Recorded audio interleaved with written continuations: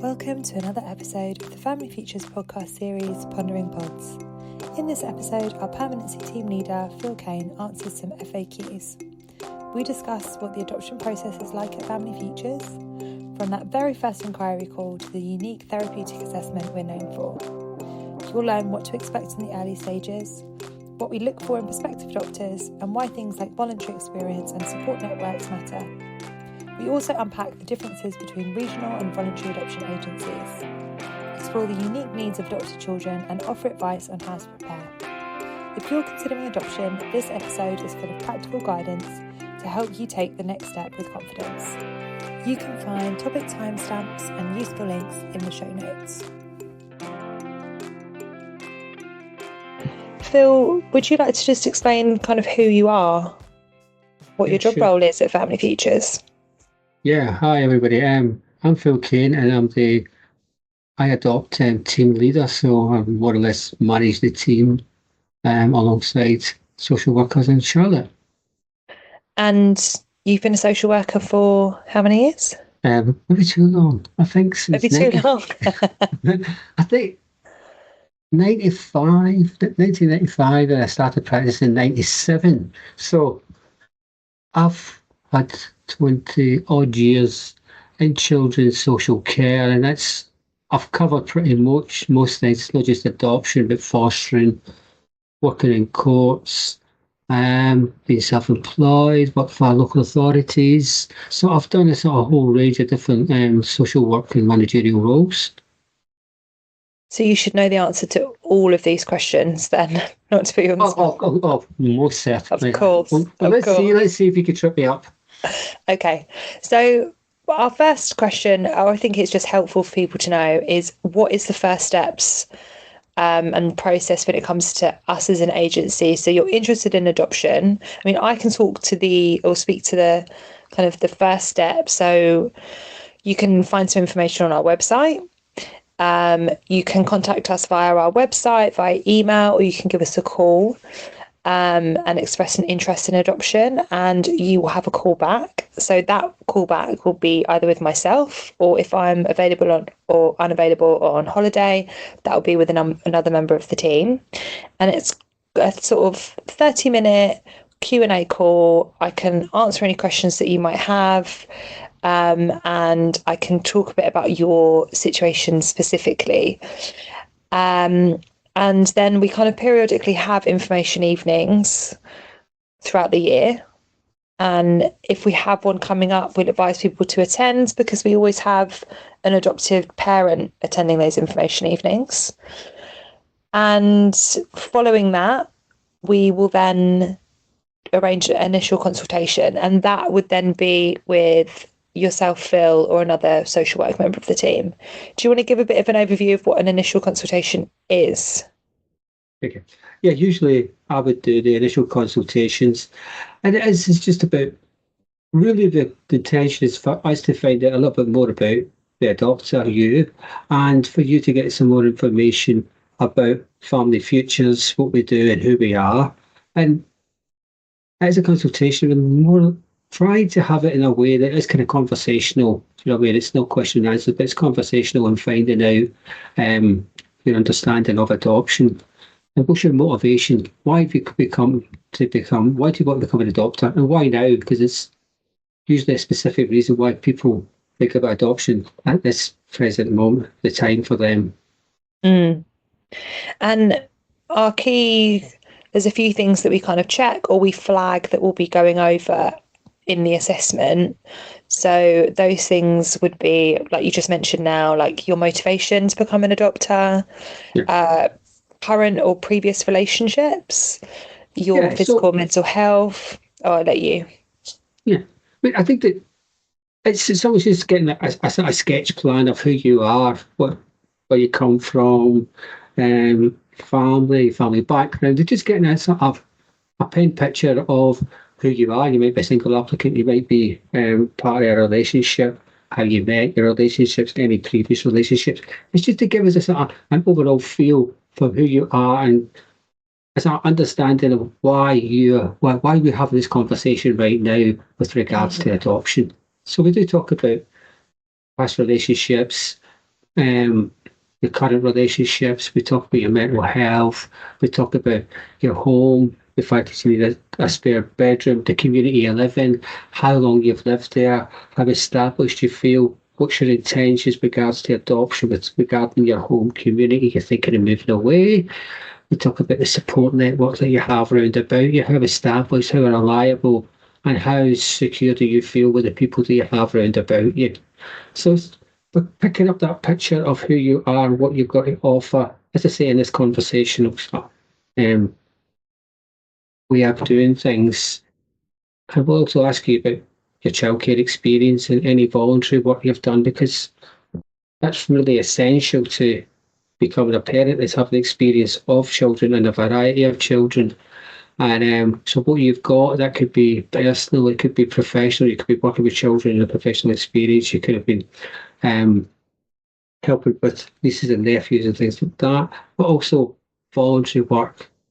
And I think that with voluntary work, it widens the variety of children that you will come across, children with different needs, different challenges. And I think what's really good is the fact is that you get to know children without knowing anything about them. So from a standing start. And that's what's going to happen with you with your adopted child, is that you will find out information about them. You'll know all the personality, the background. But when that child comes to live with you, you have your bump into meetings, and it's like you don't really know them. You've got to get that relationship going from a standing start. So having done that in voluntary work is really, really helpful. It's something that you can tap into as an adopter. Yeah, because we always get asked about voluntary work. So I guess on the surface of it, for prospective adopters, it can feel quite tick boxy. Of, people feel like, well, you need to go and get volunteering experience, and it feels like, well, I just need to do a set amount of hours. But for us, I know that we always talk with prospective adopters about the evidence is their motivation. And like you said, it's a sort of trial run for getting to know a child who doesn't know you and building a relationship, and a range of needs and different needs to the children that may already be in your family, who know you and are comfortable with you. Another question that we get a lot is, we're a voluntary agency, a VAA, and there are regional agencies, so the RAAs. So what is the difference? Comes up all the time. Right, okay. But just looking back on the voluntary work there, what you said, I think that it's not about ticking a box. Well, anybody can tick a, it's easy. But I think it's part of this assessment is that what you give is what you get. And if you put your heart and soul into something, you're going to get more out of it. And it's that voluntary work is that you will learn more about yourself. You'll be making an actual impact on a child's life that you're working with, and you're going to have the experience to take with you. And if you can get those three things out of that, it's win-win for you, for the child, and it's also win-win for us as an agency, because we can evidence exactly the work that you've done and your motivation, your commitment, your empathy, your understanding of children, and how you will meet challenges as an adoptive parent. Great answer.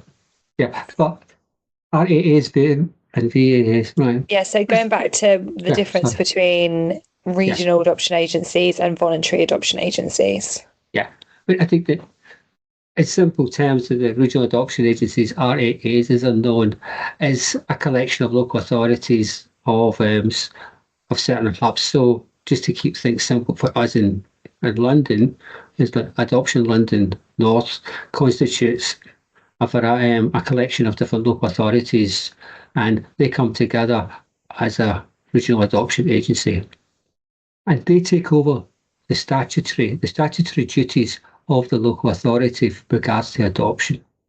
So the statutory duties include recruitment, family finding and matching for children, and post-order support for that area to cover. So RAAs, like us, will recruit people to become potential adopters. VAAs like us. Yeah, sorry, pardon me. Right, okay. And but with a child with a plan of adoption, the local authorities attached to that RAA will make a referral to the RAA for them to family find for that child, to find a family because the child has a plan of adoption. Right? And that would have been agreed in court by something we call a placement order. So there's, if you think about it on really, really simple terms, right? So one team within that region, so within North London, will be in the process of getting a placement order or creating a plan for adoption for a child because their home situation is unsafe and they need to live elsewhere. And that will be going on in Adopt London, in like North London, and then they will speak to Adopt London North because that's part of their region, and say, we're family finding for this child. Is that right? Yeah. So the local authority for that child, when they've got the plan of adoption, they would refer, and then the RAA would then start family finding for that specific child. So they would have a profile of that child's needs, and then they would start the match family finding process. And what they would do is that they would quite rightly go into their own bank of approved adopters and see if they can find a match there for that child. And if they could find a match for that child, it's positive because it makes things easier for the professional network. Everybody knows each other. It's more seamless and it's actually more cost effective. So that would be the first plan of action for an RAA, is to try and find a match for that child internally. The VAAs differ in the respect is that they will recruit adopters like we do, right? But they do not family find for children. We family find for the adopters that we've approved. So that's a big difference, is that no children are referred to us. We family find for our adopters. And I think, just going back to a point that you made about, it might sound like the region look to their own pool of adopters and just match the child with one of their existing adopters who've been assessed by them. And so why would you go to a VAA? But everyone's kind of shared goal is to find adopters or an adopter who meets the needs of that child. So if they don't have someone within their existing pool who meets the needs of that specific child, and the needs are all very varied, they're not going to go to one of their existing adopters who've been approved. So then they kind of widen the search. Yeah. And part of the widening the search is through the nationwide sort of platform, and that's where VAAs like Family Futures would see the profiles of children that have not been matched within the RAA, right? So we would then look at children, as with our approved adopters, would look at children and then say, I look at children that they feel that they can meet that child's needs, and then make an inquiry. So that's the difference with the VAA, is the fact that we don't have the children, they're not referred to us. We profile our adopters to children that have been profiled by the RAA on LinkMaker, and then that's how we make the connection. And because of this, because we are only family finding for adopters and not children, VAAs just by nature are a lot smaller. Yeah. And it does mean that you get a more bespoke service. I think that's one of the things about us specifically as an agency, and something we always get really positive feedback on, is the relationships, the working relationships that are built between our prospective and approved adopters and the team that works with them to assess and approve them. They get to know a small team, and when they're moving through the process, there's not lots of changes. They typically is very consistent. It's the mere fact that it's a regional agency sort of says that, oh, it is big because it's covering a region and different areas. And from my experience is that the RAAs will have separate teams, i.e. recruitment, family finding, and then post-order support, right? So in a lot of ways, you would go from one service, from one team into the next. Us as a smaller agency, we take it all the way through, so it's a more seamless service. So I'm currently assessing people, and then if and when they're approved, is that I will then be taking them through the whole family finding process, and then hopefully go through Likemaker and finding a match for that child. And then when that child is matched, is that we will provide the post-order support to that child, to that adoptive family, and I would still be a key person within that support that's provided. So there's that whole continuity of service provision that we can provide because we are smaller, and that's a reflection of our size rather than anything else. And you know what I mean, and RAAs do provide a good service. It's just a different service because we're bigger and we're smaller. And then, so if we're talking about, we've just done the difference between RAAs and VAAs, what about how you would, if your initial consultation and you were kind of talking to a prospective doctor about why they would choose Family Futures as their agency? I think that I really do think it's important is that when at initial consultation is that people do get a sense of who we are. Do you know what I mean? So we have a personal approach, and from the first contact with yourself, is that you'd be asking questions. We don't get you filling a form. We have a conversation with you, and we respect and value you as an individual or a household, and we want to promote adoption to people that can adopt, and there's a whole diverse range across the community. And so we're non-judgmental, and we're inclusive. So I think that they're the foundations that we actually welcome people. We make them feel respected. We're non-judgmental, and we're open to having a conversation to see how adoption, if their adoption interest is something that we can work with.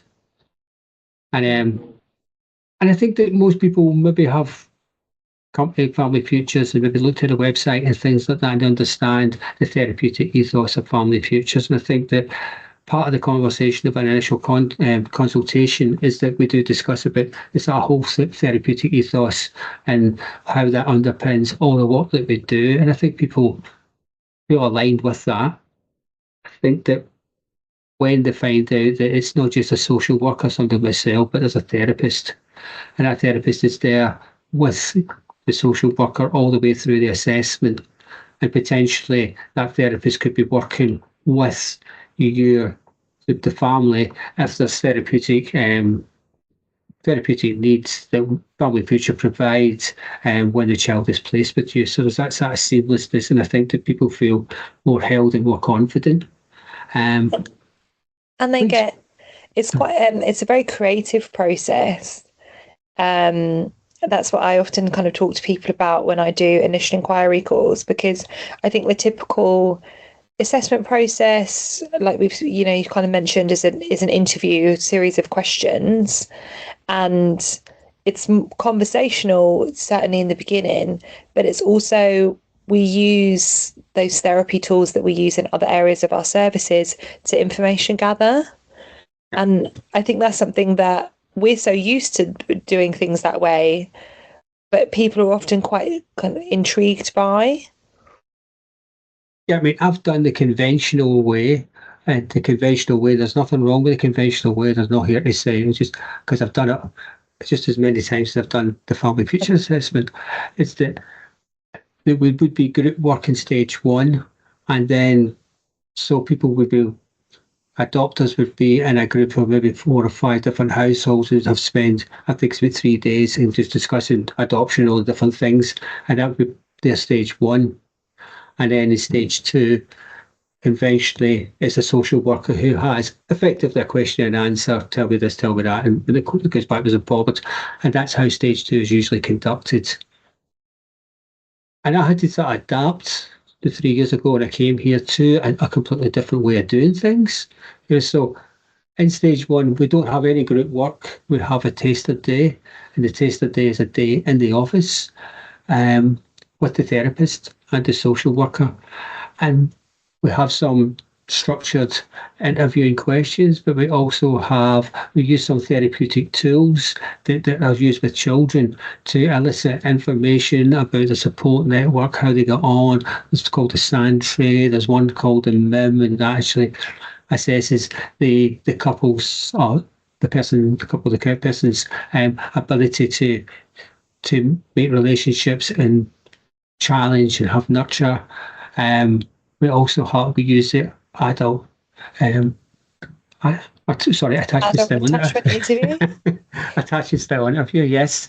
Which is another tool which gives us a sort of evidence base to what we are understanding of a person's ability to confide in people and have a different understand their attachment style as an adult. So we use those type of things, and I think that what's good is the fact is that there are tools that we use when an adopter is with a child. So sometimes when they come back, they can say to a child, "Oh, we've done that," or "We've done that," or "We've done that." So that's stage 1, which is completely different. And stage 2 again is completely different. Again, it's 6 full days in the office, and the first couple of days we have a life map which is very pictorial. We get people down on their knees, drawing things and talking about their life, things like that. We use the therapist to get people to sort of look back at their life and maybe think about things they've not thought about for a long, long time. Some emotions or feelings that might have brought up, and for getting them to actually really explore in a more graphic way, by using art to look at their life, the relationship that they might have had if they've got a partner, and how they see the future. And it gives us a basis of allowing our adopters to express themselves in different ways, because everybody's learning style is different. And I think it really helps people really come to understand why we're asking some of the questions. And then the other 4 days is a mixture of understanding the impact of trauma that children who are adopted have suffered, and how that impacts on the brain, how that impacts ends up in developmental trauma, and how we can understand and work with children who have developmental trauma. And then also to start to think about therapeutic tools, about therapeutic reparenting, and how we can actually see behaviour as communication, and actually having true empathy with that child's adverse childhood experiences, and see that a lot of the behaviours is a result of insecure attachments and not having the same stability, security and care that a lot of us take for granted. So there's that, and I think there's also the self-care. It's about making sure that you can look after yourself. And I think some agencies are starting to use what we've been doing for a long time is the support network meeting, which we get the support network together online, and we actually just talk about adoption today, understanding developmental trauma, and actually what behaviours the child might come with, and how they, as a support network, can help the adopters with being practical, emotional, being non-judgmental. Don't do this. I wouldn't have done that. That kind of stuff, and helping, being empathetic and non-judgmental. And that enrolls and it helps the support network to understand and feel part of the adoption journey that their friend or family is going through. So I think that it's really quite comprehensive. It's difficult, and we do change things around because everybody's got different learning needs and different understanding. So it's not fixed in that respect. It's that we do calibrate it for everybody. We have essentially the same modules. And then people often also, I mean, thank you. That was really a really helpful overview of the assessment. Often we have people asking about the different needs of the children. So whether they have special educational needs, disabilities, mental health challenges. I guess just a little bit of clarity on what prospective adopters could be or should be prepared for when thinking about the needs of the child. So we've spoken a lot about meeting a child's needs. But I think that the assessment process will take you through, and I think it might be sometimes difficult for people that have had a secure family and a secure attachments, and really the challenges that they've had in life haven't been too averse. Do you know what I mean? To actually to hear and understand what children do go through. Do you know what I mean? It was a child to have a plan of adoption. 90%, 95% of them will go through the court proceedings, and the children will have been at risk of what we call significant harm. And these children will have suffered some form of trauma, and this can start very in the utero. So it's the children's background will obviously impact on the type of harm that they've suffered. So often a child will be in a household where there has been substance misuse, there's domestic violence. This could be happening in the utero as well. There's physical and sexual abuse and neglect. And these things impact on a child in many different ways. Do you know what I mean? We look at, and the developmental prognosis of children may not become clear when you're at matching. So often we've got a child who might be 3 or 4 years of age. Do you know what I mean? And we know that maybe mum has taken alcohol during pregnancy, but obviously that would be self-reported. We don't really know how much it is. We've got to make a judgment. And it would be too early to say if that child was going to suffer fetal alcohol syndrome or the impact of domestic violence or drug taking and unpredictability that's impacted on that child's cortisol and utero, and how this will come out. As a child's presentation trauma, as an autism, so all those different many unknowns. And I think that what our adopters, I think, have got to look at is come with an open mind, come with an understanding that you might actually, before you come into look at adoption, you might actually think generically, or special educational needs, what does that mean? Or autism, or I can't do that, or ADHD, or I can do that. But in actual fact, when we break it down and actually see the reasons why and how children can be supported in making global development delay, putting that in the context of everyday life, I think it becomes more manageable, more understandable for adopters. So I think it's really difficult to say what a child might come with, because every child is individual and all have their own needs. And children, like adults, we've got resilience, and we've got different ways in which we have coped and dealt with things. So I would say is that you come with an open mind to the type of children or the needs that you think that you can meet. And I think that through the assessment process, you start to understand, can I do this, or what is our capacity? What's our parent capacity, and how can we meet a child's needs? And I think if you come with that attitude, you'll be halfway there. It's about looking, because we don't want you to be overextending yourself and then it doesn't work. So I think it's about you learning through the assessment process to find out exactly how far your capacity goes. You've got to think about, are you a single person? You've got to think about your going back to what a career, what's your support network, who do you have around you? All those different things are all part of the assessment.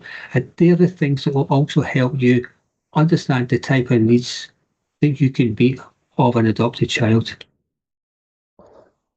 Thank you, Phil. Another question that we often get, or something that people don't have, I guess, have much of an understanding of, or are sort of nervous about, maybe, is family links and contact with birth family we talk a lot about contact. It's kind of mentioned a lot around adoption. What does that look like for adoptive parents? What can that look like? Yeah.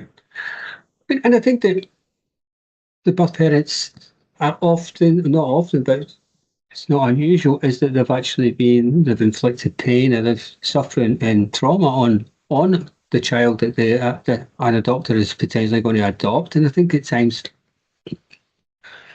on paper, some people can appear scary and frightening, and what they've done, is something that some adopters might feel some level of anger towards. And I think all these things are understandable, But I think that we've got to look at it from a child's point of view here, is that the whole intention of having contact is for that child to keep in touch with their birth family, because the birth family is part of their identity, and knowing where they came from and who they are, it's good for their self-worth and their self-esteem. And if they've got siblings, these could potentially lifelong relationships that they can have. And if adoption shouldn't be the cost of relationships within the family. So we've got to look at the reasons, is that how can we maintain contact for that child with its birth family, whoever they may be? It could be granny, it could be a granddad, whatever. If it's meaningful, if it helps their sense of identity, who they are, have an understanding of why they were removed, all those different things. And it's to their benefit, and that's why we should be always thinking about, can we do this? And if we can't, understand the reasons why we can't. Because if a child has some form of contact and think, with the birth family and knowledge, I think it stops a sort of idolisation of birth family, because you don't know anything about them, and they're this or that, or I wonder what they're doing and things like that. So, and I think in the world of social media, is that kids these days could go on the internet behind your back and they start looking up for a birth family, and next minute we've got risky situations where the birth family is involved in the child's life, and you, the adopter, don't have any control over it. So I think that we've got to see it in this wider context of, it's good for a child's identity, but it's got to be safe, it's got to be meaningful, and it's got to be in their best interests. And we're talking a lot about meeting children's